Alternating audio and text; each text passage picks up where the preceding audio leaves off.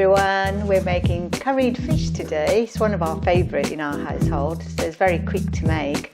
We're using tin-filled pilchards, which is an oily fish, which is good for your heart health. The other oily fish that you can get in tins is salmon and sardines, and mackerel if you prefer that. It's good for your overall health.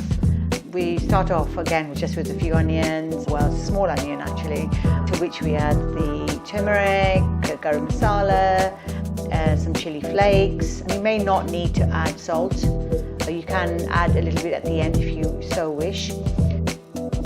We'll add tomato puree. If you don't have tomato puree and you've got a tomato that needs using up, just chop that up and pop that in. Or if you've got any tin tomatoes that need using, put those in. Give it a stir so that it's nicely coated. Add the fish with the water.